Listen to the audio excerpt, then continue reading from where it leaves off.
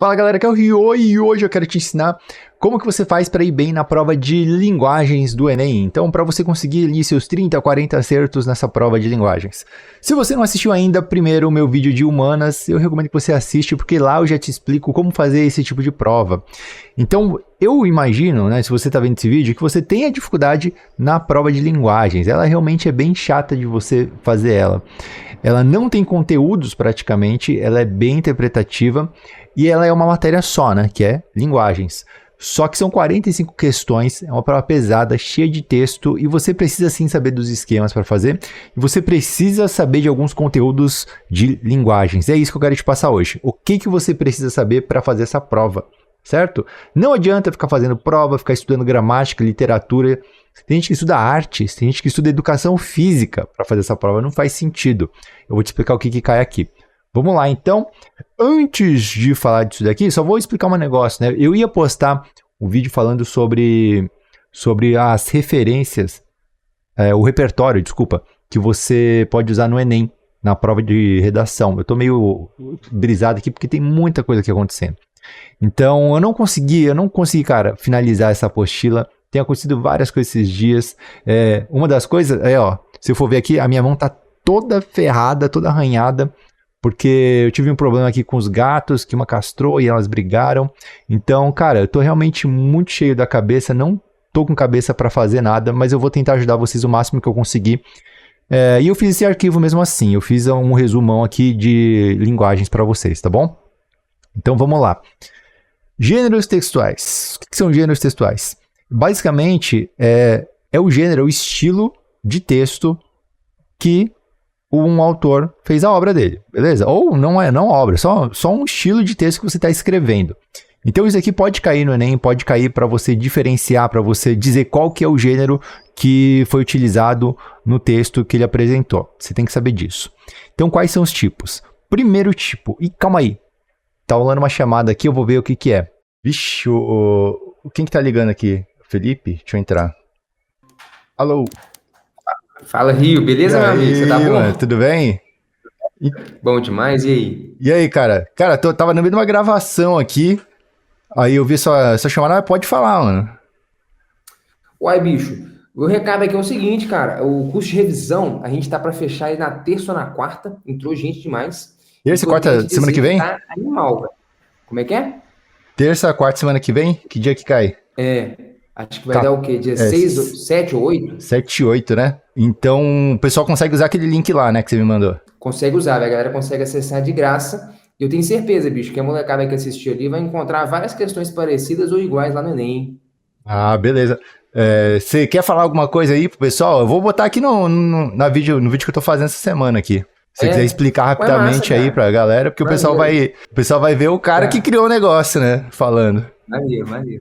Cara, de supetão assim, vamos lá, o que a gente fez então? Nosso time pedagógico, cara, criou 45 questões inéditas de matemática e essas questões, elas estão de acordo com o que deve aparecer na prova do Enem, de acordo com o índice de recorrência. Em cima de cada questão, a gente gravou uma aula de revisão, cara. Na aula a gente pega, resolve a questão e recapitula os pontos mais importantes do assunto. Então, é uma revisão completaça. Já focada em exercício, a ideia é que o aluno faça o exercício antes, tente fazer, né?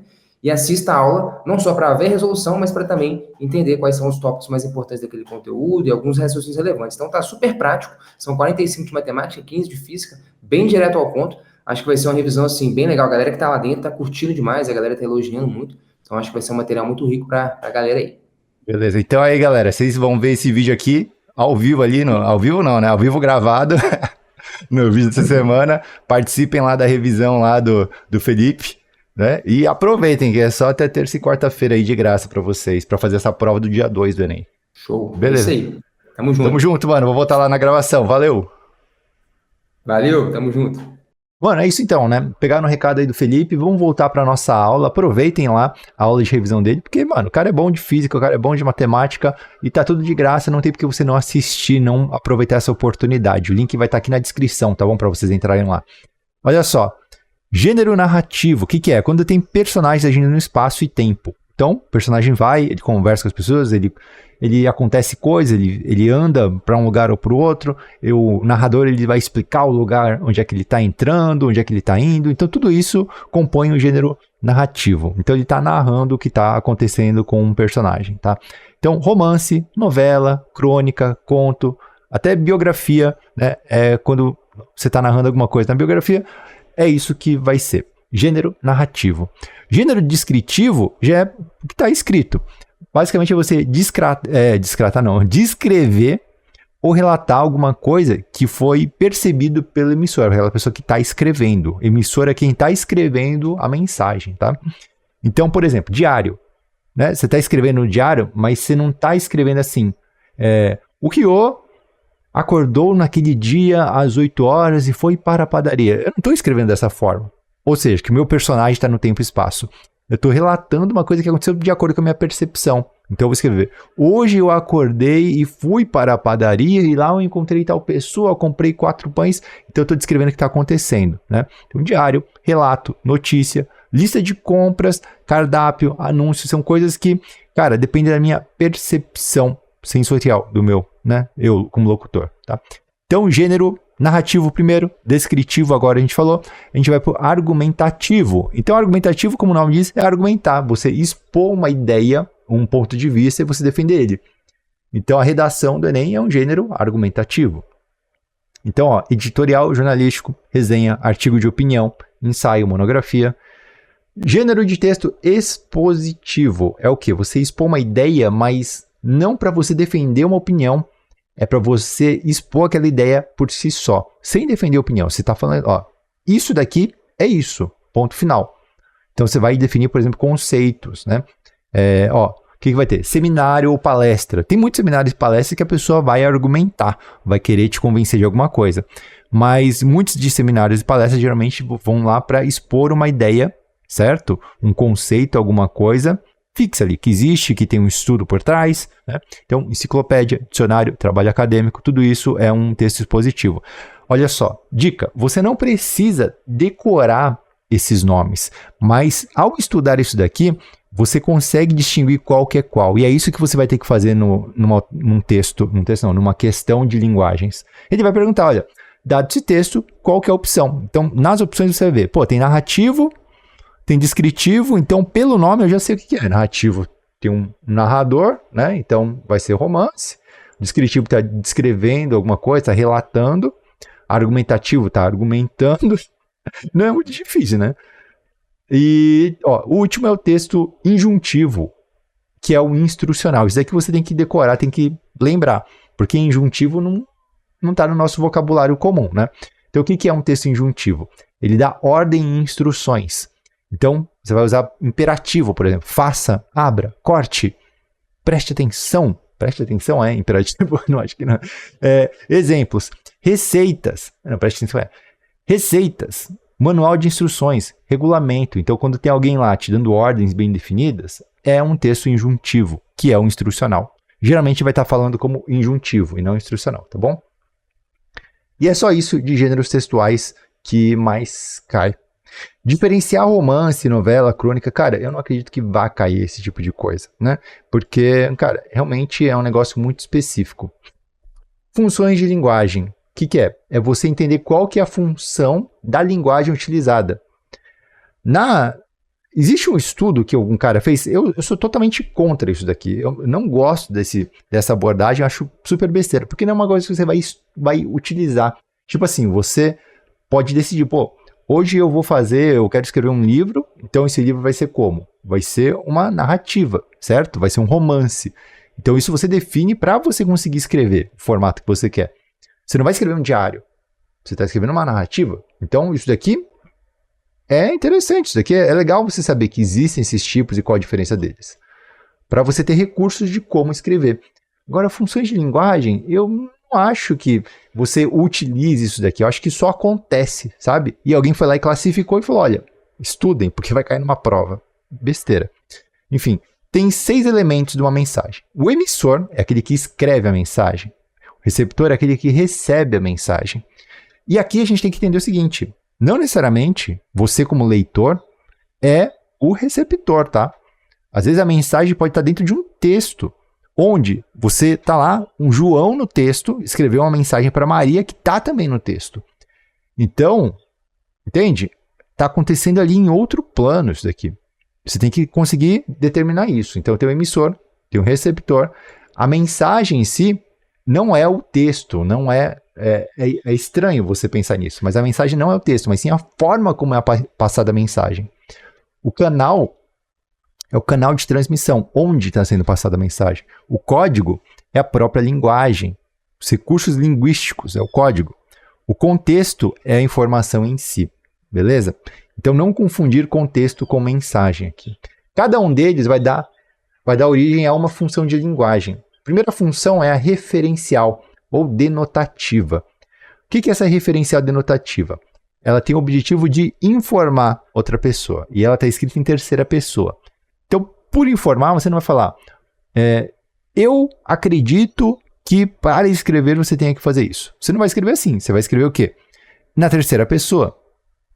Então você vai escrever de forma impessoal. A escrita deve ser realizada de tal e tal forma. Concorda? Então a forma de você escrever é obviamente diferente. Então ela vai ser impessoal, não vai ter aspectos emotivos ou subjetivos. Você não vai falar escrever é muito bom. Não, você pode até escrever, mas você não vai passar assim, o dia que eu escrevi, correu lágrimas dos meus olhos. Então, se o objetivo é informar, não é esse tipo de coisa que você vai fazer. Você já está fazendo já um texto mais emotivo, emocional, né? Então, referencial ou denotativa, se você quiser lembrar, faz um flashcard para você lembrar. Referencial e denotativa é o quê? Contexto. Certo? Então, a mensagem, a informação é que importa. O objetivo é informar. Quais são os tipos de materiais que usam? Né? Materiais didáticos e textos jornalísticos, científicos. Então você vai ver um jornal, está tentando informar. Material didático está tentando te informar. Não quer te convencer, não quer te passar emoção, certo? Não quer te mostrar como escrever a linguagem em si, não quer falar sobre o canal, não quer falar nada. É só informação. Beleza? Função emotiva ou expressiva. O objetivo é o quê? É o emissor. Então, quem está emitindo é o foco dessa linguagem. Por quê? Porque você foca na sua percepção. Então, quando você está escrevendo lá uma poesia, você vai escrever como? Focado no eu lírico, no emissor, quem está emitindo a mensagem. E aí ele é escrito na primeira pessoa, subjetivo, ele é pessoal, tem o quê? Diário, carta, textos poéticos. Tá? E tem a função poética, então não confundir. A função poética, a preocupação é com a forma que a mensagem está sendo escrita, porque o foco é a mensagem. Então, não confundir emotivo com poética, tá bom? Emotivo é emoção, poética não é emoção, é a forma. Podia ter um nome melhor, né? Por favor, melhorem, galera, os estudiosos de linguagem e letras, não querendo ser irônico, encontrem termos melhores para os alunos não se confundirem, isso não faz sentido. A mensagem não é a mensagem é um contexto, e o contexto é a mensagem, e você fica confuso com isso. Então, função poética é o quê? É a forma como a mensagem está sendo emitida. Percebe que texto literário, essas coisas todas, o que acontece? Você tem que escolher as palavras, as expressões, a figura de linguagem, tudo que está sendo escrito. Então, a questão é a mensagem que está sendo escrita na função poética, tá certo? Não a informação em si, mas a forma. Então, no texto literário, tem o quê? Tem as regrinhas ali de qual que é o tamanho dos parágrafos, né, das linhas e não sei o que lá. Né? Publicidade se preocupa muito na forma como que você vai escrever a mensagem para outra pessoa. Então, a informação, você pode passar de qualquer jeito, por exemplo, você vai vender alguma coisa na publicidade. Então, você tem um produto lá. Não importa que você está vendendo uma faca guinso que corta muito bem. Não é isso que você vai fazer. Você vai se preocupar com a forma como isso está sendo passado. Então você vai falar o quê? Você aí já tentou cortar uma carne, nunca conseguiu cortar a carne, fica lá se debatendo e todo, tem medo de cortar sua mão. Seus problemas acabaram, porque agora chegou a faca guinso, e com a faca guinso você pode cortar até um sapato, né? Então antigamente tinha essa propaganda, era muito famosa. Desculpa, sou tiozão. Então, isso daqui tudo, né, depende mais da linguagem. Percebe que essas coisas não é uma coisa que você decide utilizar. Ela acontece naturalmente. Por isso que eu digo, por que a gente estuda isso? Não sei. Função fática fala do canal de transmissão, canal de comunicação. Então, é o quê? É sobre a relação entre o emissor e o receptor da mensagem. O foco dessa função linguística é o quê? Por exemplo, diálogo. Quando você tem um diálogo de duas pessoas se conversando ali, você não está se preocupando com... O foco não é a informação em si, o foco não é a forma como está sendo escrita, porque vocês estão conversando, você não está fazendo uma propaganda, né? E o foco é o quê? Estão conversando, é um diálogo, é emissor-receptor, entende? É um canal entre os dois. Isso é o que é mais importante. Como que está sendo feito a conversa? Função conativa ou apelativa, como, se você lembrar, você vai ter que fazer um flashcard aqui também, porque geralmente vai cair conativa e não apelativa. Apelativa é fácil, por quê? Porque o objetivo é convencer o receptor. Você vai falar como? Em segunda ou terceira pessoa, você vai usar verbos imperativos e uso do vocativo. Então, por exemplo, né? O que usa isso aqui? Propaganda também, discursos, frases tipo, Deus me ajude, o que está acontecendo? Deus seria o vocativo, né? Porque você está falando para quem te ajudar? Deus, você está chamando ele para te ajudar. Então, você está apelando para que ele faça ação para você. Então, isso é a função conativa ou apelativa. Metalinguística, quando a gente fala da própria linguagem através do nosso texto. Então, um texto que fale, por exemplo, um dicionário é metalinguístico. Um livro de gramática é metalinguístico.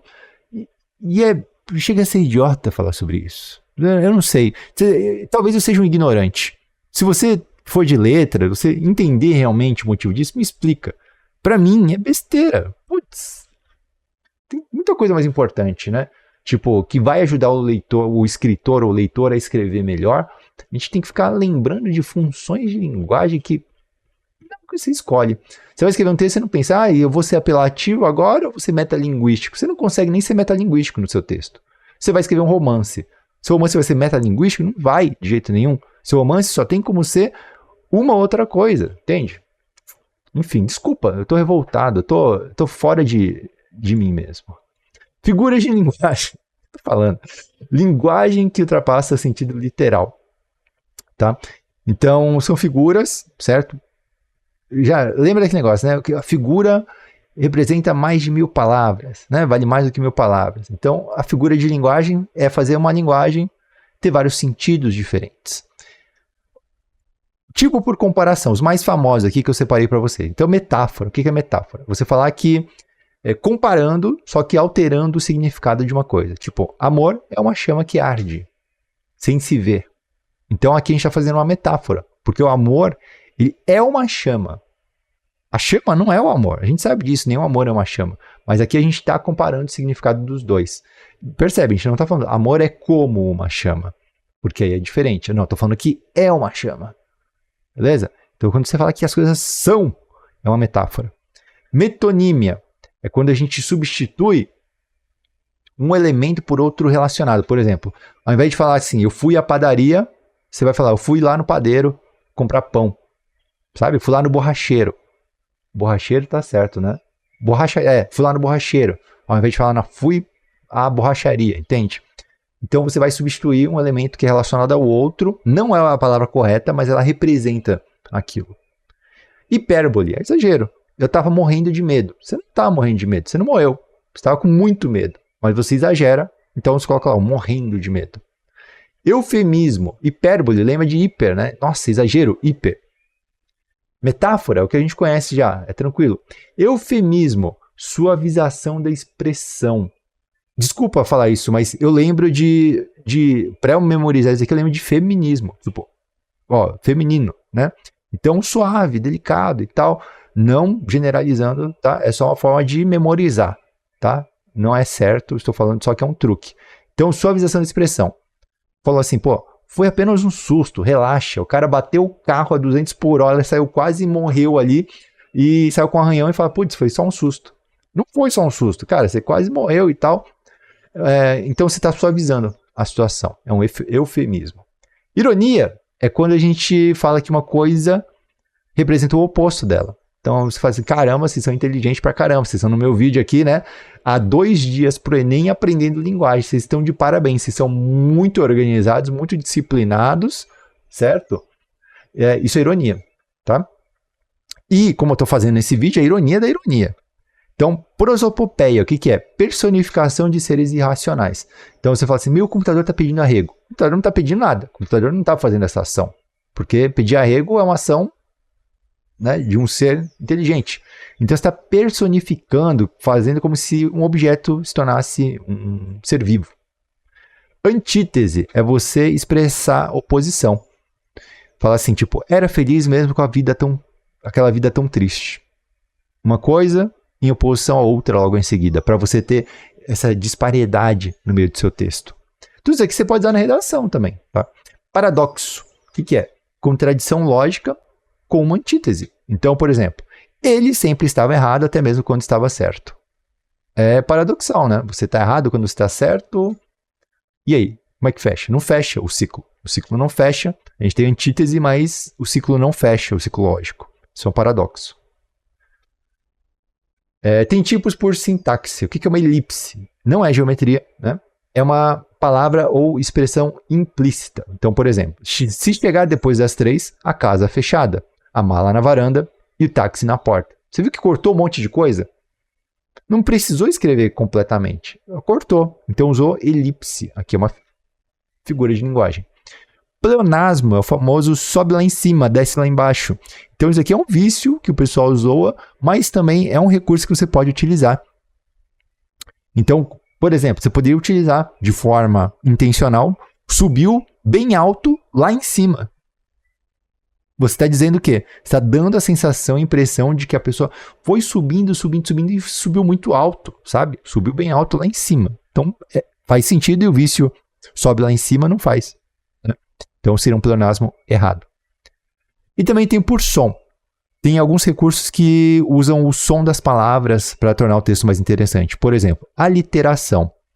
Paulo pediu para pregar o porta-pratos na parede. Quase um trava-línguas, né? Eu nem sabia o que eu escrevi aqui. Tem a repetição de elementos ou letras que fica sonoricamente, proposital. Sonoricamente. Ixi.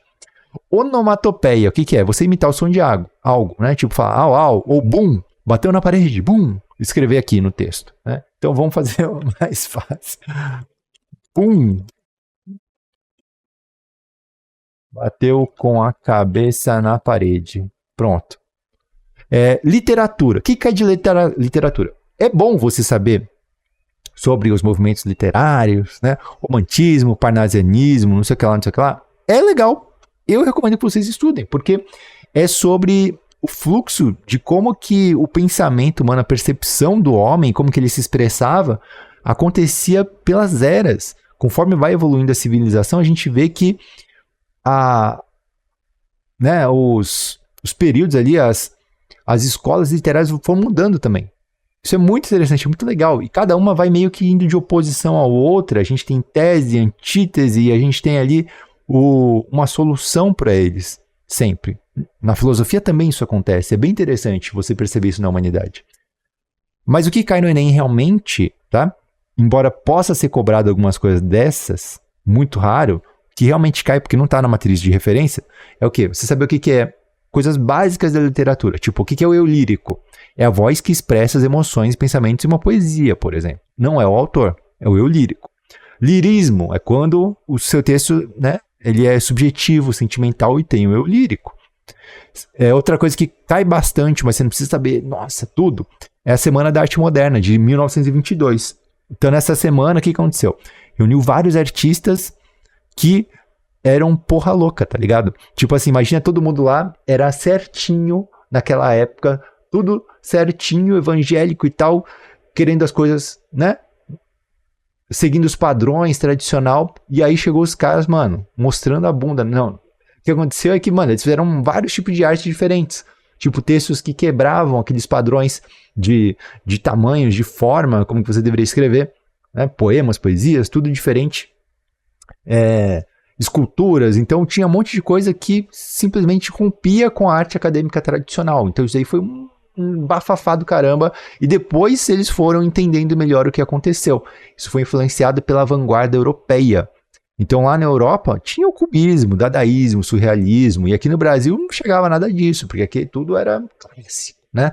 E aí, romântico, parnasiano, e aí quando rolou isso daqui foi um baque para a sociedade, mas o objetivo era justamente quebrar com esse negócio mais tradicional e tentar colocar ali uma cultura mais moderna aqui no Brasil, né, que ditaria como que as pessoas iriam ver as coisas daqui para frente. Então influenciou vários outros movimentos subsequentes, tipo o tropicalismo, né, essas outras coisas.